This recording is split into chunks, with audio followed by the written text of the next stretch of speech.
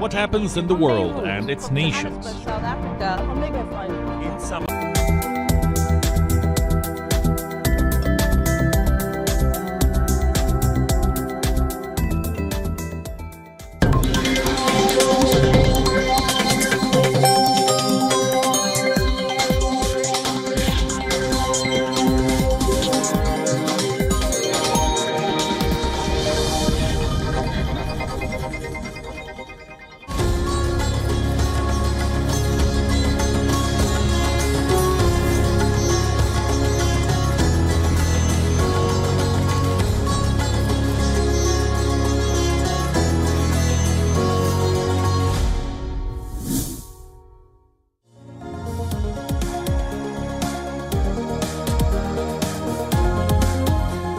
This is WION The World is One. Time now for Race to Power. Thank you very much for joining us. I am your host, Eric Njoka.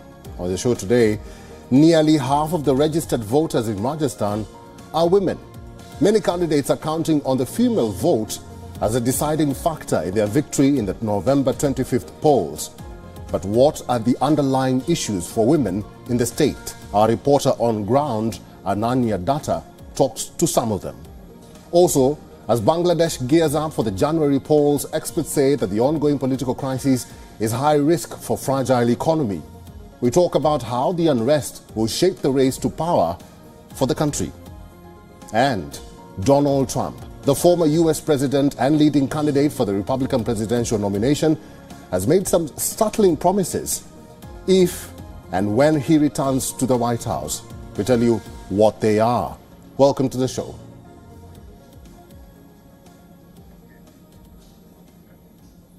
It is the last day of campaigning in India's northern state of Rajasthan. Political parties are pulling all stops to woo the voters before the state goes to the polls on Saturday, November 25th. My colleague Ananya Datta is on ground, tracking what women in Rajasthan need and hope for from this election. Here's a report. When you hear politicians talk about free education, subsidized LPG cylinders and free rides in public transports, you should know that elections are here. These schemes are brought in to woo women voters like these. After all, they make up about 50% of the vote bank. But keeping politicians aside, what do the women of Rajasthan want in this year's state election? In poll-bound Rajasthan, women make up 50% of the vote bank. Political parties have yet again released manifestos which emphasize on steps and policies to make the state safer for women. But by and large, their issues have remained unresolved for years. मतलब अच्छी सीख दी जाए, सभी को ये बताया जाए कि महिला भी कुछ कर सकती है। मैं खुद भी एक शॉप पे बैठती हूँ और पूरी शॉप अपने पति के साथ पूरी हेल्प करती हूँ और यही चाहती हूँ कि महिला अकेली जा सके रात को और आ सके। For 2 years in a row, Rajasthan has reported the highest number of rape cases in India. In 2020, the number of cases reported was over 5,300. But a year later, in 2021, the number of cases increased by 1,000. 6,337 cases were reported in 2021. Not just rape, but other forms of sexual misconduct are also openly prevalent in the state. कुछ लोग होते हैं जो गलत तरीके से touch करते हैं, मतलब भीड़ भड़ाके में बस के अंदर करते हैं वो टच, फिर वो बोलते हैं नहीं मेरा ऐसा इंटेंशन नहीं था, या फिर वो घूर घूर के देखते हैं, लड़के होते हैं बस स्टैंड पे खड़े हो आप, तो आप अकेले खड़े हो तो वो आपको देख के गाना गाते गाते जाएंगे, फिर वो वापस घूम के आएंगे। और जो बाइक चलाते हैं लड़के, वो कभी कभी तो मतलब मेरे सामने इंसिडेंट हुआ हुआ एक लड़की जा रही थी तो उसकी चुन्नी जो होती ना स्कूल की वो खींच के ले गए, तो उसकी पिन साइड से पूरा कुर्ता यहाँ से फट गया और वो लड़के वहां से चले गए। तो डर सबसे ज्यादा इस चीज का लगता है, इसलिए मतलब हम बिल्कुल ऐसे साइड में चलते हैं, ग्रुप में चलते हैं। अकेले जाना तो मैं नहीं करती प्रेफर, साथ में जाओ। So what are the solutions that women are hoping for? More representation in politics. In the last few years, we have seen the drastic change in women participating in politics, women participating in workforce. And if there are few more people who can relate and few more people they are in power, from our background, from women background, so they will be able to do things, they will be able to See, there's a simple thing. You cannot judge a situation when you yourself haven't been there someday. So that is I think where women can do for women. Public safety is not the only issue. For a community that represents half the vote bank, the issue at large remains equality in opportunity and having a voice. मेरे concern actually male dominant society को लेके मेरे concern है, क्योंकि एक होता है कि हमारे जब घर में बेबीज होते हैं तो बच्चे को समझाया जाता है कि आपको आगे जाके घर संभालना, मतलब खर्चा चलाना है, कमाना है, जो भी है। और एक फीमेल जो चाइल्ड होती है उसको ये बताया जाता है कि नहीं, तुमको घर का काम करना है, और मतलब इन द एंड तुम्हारी शादी किसी से कर दी जाएगी, वो तुम्हारा खर्चा वर्चा देखेगा, तुमको घर का काम करना है। और मेल डोमिनेंट होते होते इतने डोमिनेंट हो जाते हैं कि वो कई बार हमारे जो वोटिंग राइट्स होते हैं उन तक को अफेक्ट करते हैं। लाइक घर में भी मेल्स कि तुम इसको वोट दोगी, तुम उसको वोट दोगी। लाइक रियली ऐसा होता है कि हमारे पापा जिस पार्टी को सपोर्ट करते हैं हम उसको वोट दे लेते हैं, हमारा भाई जिस पार्टी को सपोर्ट करता है, नहीं सोचते कि हमको किस साइड जाना है, हमको किस रास्ते पे जाना है, क्योंकि सिखाया वही जाता है ना। Rival political parties, the ruling Congress and opposition party BJP, have both highlighted women's safety in their manifesto. From installation of CCTV cameras to employment reservation and free travel in public transport, it promises galore for women voters. But whoever comes to power, the question remains if women will feel safer and hard anytime soon. The concerns you just heard from Ground Zero is testimony that issues around women are complex. Solutions cannot be brought in within a day, a week, or even a full term. Change needs to come from the center, the state, the people, and from within. The women of Rajasthan are hopeful that at least it will start in this year's state election. I'm Ananya Datta with video journalist Alka Sahu reporting for WION World is One. Meanwhile, Congress Party's leader Rahul Gandhi addressed a rally in Rajasthan and promised voters of a caste census in the state if they come to power, as well as a nationwide census if they form the union government in the 2024 general elections. जाति जनगणना हम पूरे देश में करेंगे और पिछड़ों की आबादी, जितनी आबादी है उतनी भागीदारी हम पिछड़ों को देंगे, दलितों को देंगे, आदिवासियों को देंगे, गरीब जनरल कास्ट के लोगों को देंगे। ये दो हिंदुस्तान हमें नहीं चाहिए। While the election season is on, political unrest is posing high risk to Bangladesh economy. Policy Research Institute, a non-profit research organization, suggests that government promises of economic policy changes after elections could alleviate these concerns. The scale and depth of current challenges mean more significant actions are required to avoid further worsening of macroeconomic conditions in Bangladesh. The country faces challenges such as the unofficial dollar rates, high living costs, slow revenue and low reserves. These are some of the challenges that the country is facing at this hour ahead of the elections. PRI emphasizes the need for substantial actions to address macroeconomic issues, meet IMF conditions, and implement reforms for sustainable growth. In the accord of this, PRI also recommends reducing tax exemptions, reforming state-owned enterprises, and even revisiting the VAT Act. Now, the VAT Act of 2012 for improved revenue collection, IMF's decision on the release of the second loan installment is expected on the 9th of December. Shamsher Chaudhry is a former diplomat, Bangladesh. He is now joining us from Dhaka. Mr. Shamsher, welcome to the show. Some argue that even post the vote, these challenges will still be there. Why do you think investors and economists in Bangladesh are pessimistic? Well, thank you. Good to be back on WION after a while. I think the economists have predicted more or less accurately the existing challenges to the economy. This is largely due to situations that are not created in Bangladesh, but factors from outside Bangladesh. Started with the COVID, and then we got into Russia's war in Ukraine, and then the Gaza, the situation, the instability, or this kind of disturbing situation in the Indo-Pacific region between United States and China. Now, one thing is for sure that the war in Ukraine has had a major impact on the Bangladeshi economy, because the rate of exchange between the US dollar, which is our main currency for trade and for remittances from outside, and with that, the cost of imports going up, the cost of export, the income from exports coming down because of the exchange of dollar. Not that the volume has reduced, but less money is coming in.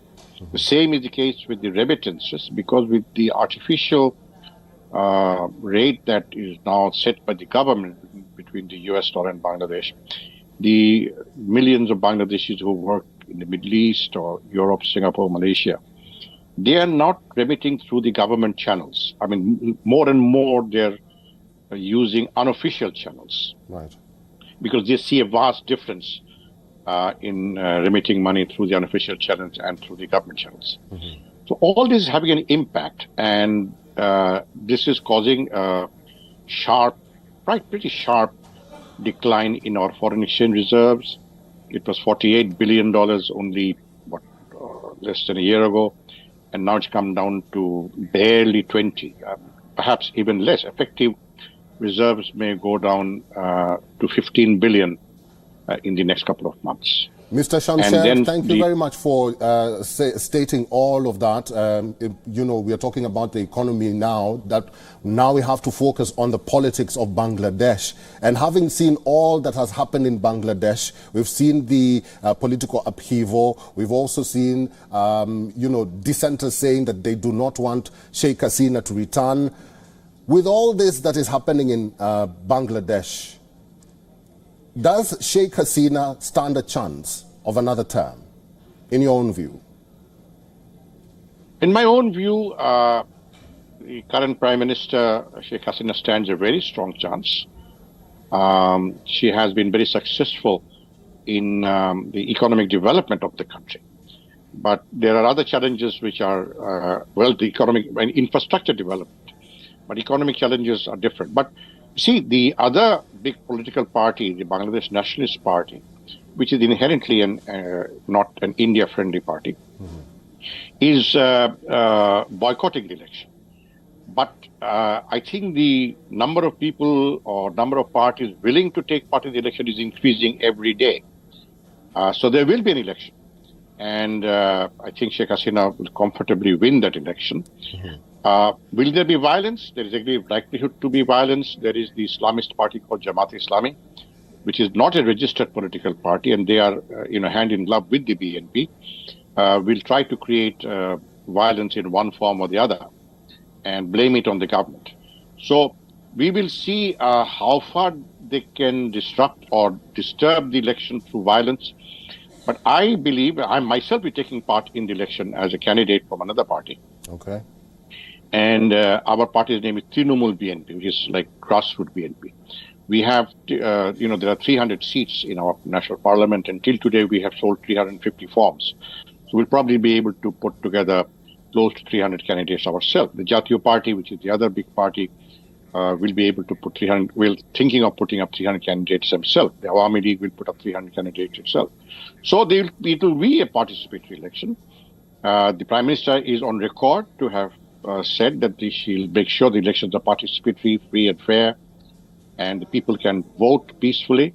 So I foresee a comfortable victory for Sheikh Hasina for another term. Okay. Between 2024 and 2029. All right. I've been talking to Mr. Shamsher Chaudhry, he's a former diplomat, Bangladesh.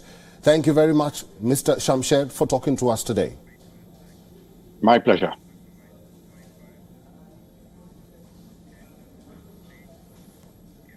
Let's now move on to the United States, the world's second largest democracy that is a year away from its presidential race.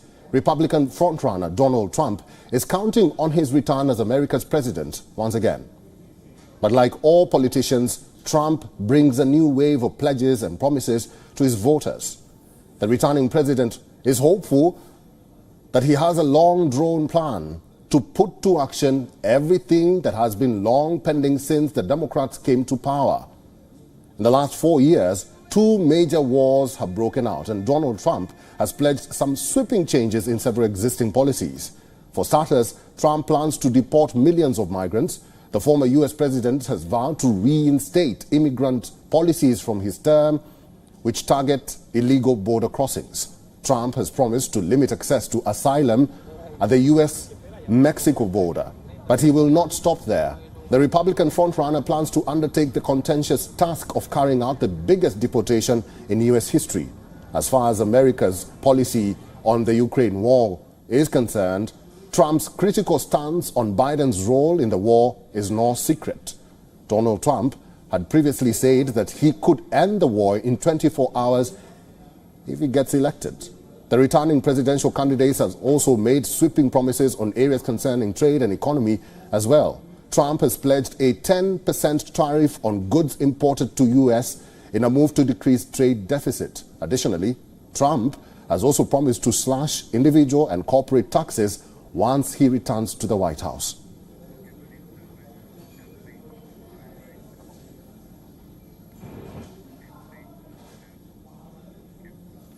The Netherlands is voting to elect a new parliament. The polls will also bring the Netherlands its first new prime minister in over a decade.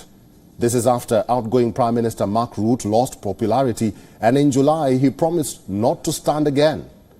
The election on Friday is taking place because Rutte's centre-right government lost majority in July due to differences in how to reduce the flow of asylum seekers entering the Netherlands. As per reports, the counting of votes is expected to be completed by Thursday, and the new parliament is likely to sit for the first time on the 6th of December. Dutch Conservative Party leader Dylan Yeşilgöz was seen casting her vote early in the day.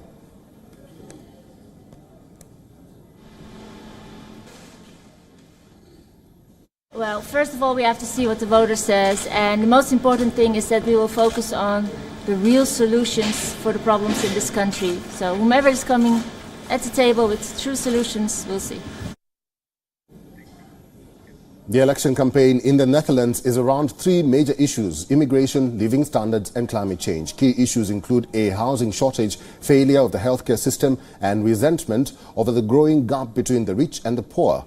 Another important issue is restricting asylum seekers and labour migrants. Voters motivated by the climate crisis say the Netherlands needs to accelerate investment in green infrastructure and end subsidies that benefit fossil fuel companies. There are 3 candidates who are being seen as likely replacement for Rutte as the Netherlands' next Prime Minister. The first is Dylan Yeşilgöz.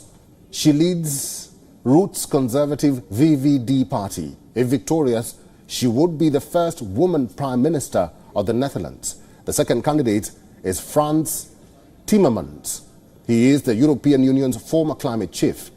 He is leading a combined ticket for the Labour and Green Left parties. The third is Peter Omtzigt. He is a former Christian Democrat and has launched his protest party called New Social Contract, focused on reforming the Dutch political system. Most analysts believe difficult coalition talks and compromises lie ahead.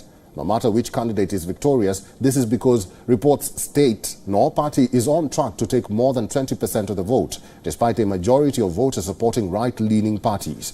As per reports, outgoing Prime Minister Rutte and his current team will remain in a caretaker role until the new government takes over, which will happen at the beginning of 2024. However, on ground, some Dutch voters say that they are casting their ballot rather tactfully to avoid a quote-unquote nightmare scenario of the far-right candidate Geert Wilders as the next Prime Minister. Yeah, I don't hope that I wake up tomorrow and we have Wilders as a Prime Minister. That's a nightmare. But Yeah, it's not. I think the left wing is important to keep it strong. But yeah, it's also to the left wing to get the voters and have the right message.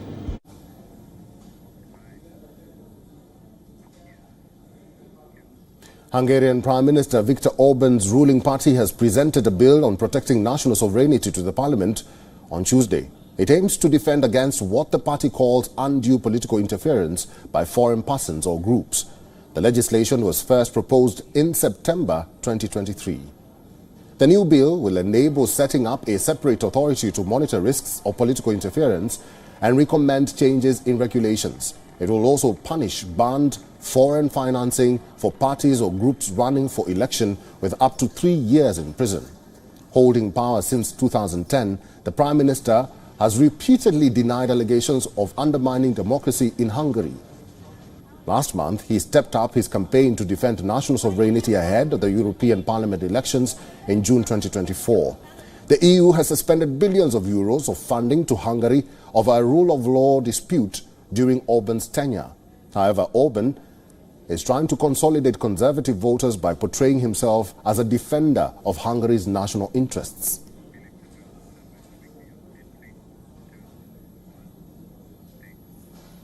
And before we end this bulletin, here's a quick election wrap of all the other important stories from around the world. Pakistan's former Prime Minister Nawaz Sharif held talks with his party's former alliance partner Maulana Fazlur Rahman. The two heavyweights had their first formal meeting since Nawaz returned to the country on October 21st. Both agreed to move forward through consultation and cooperation while fine-tuning possible seat adjustments in the polls.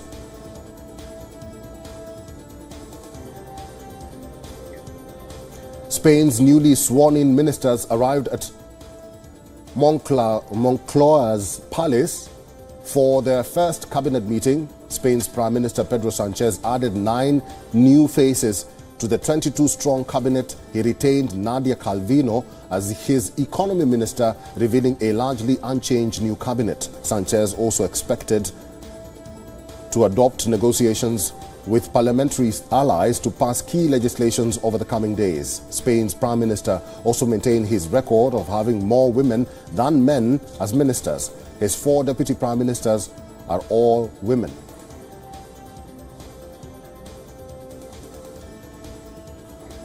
Taiwan once again reported Chinese military activity after 11 aircrafts crossed the sensitive median line of the Taiwan Strait. The incursion comes as the island gears up for elections. Taiwan's defense ministry said it detected J-10 and J-16 fighters, H-6 bombers and early warning aircrafts. 11 aircrafts reportedly coordinated with Chinese warships to carry out joint combat readiness patrols.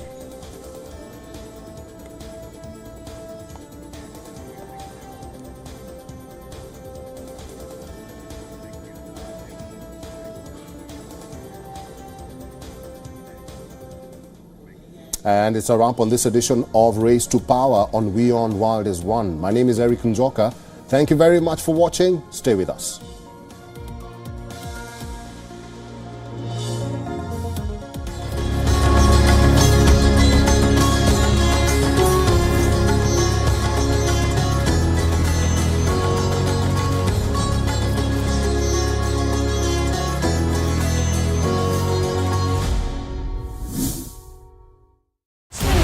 We are one, you and I. Israel woke up to a barrage of thousands of rockets fired from the Gaza Strip.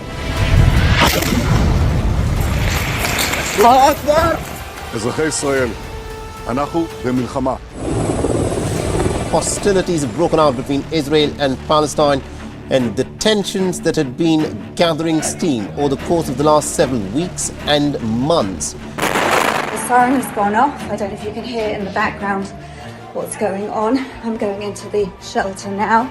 So it's a very, very serious situation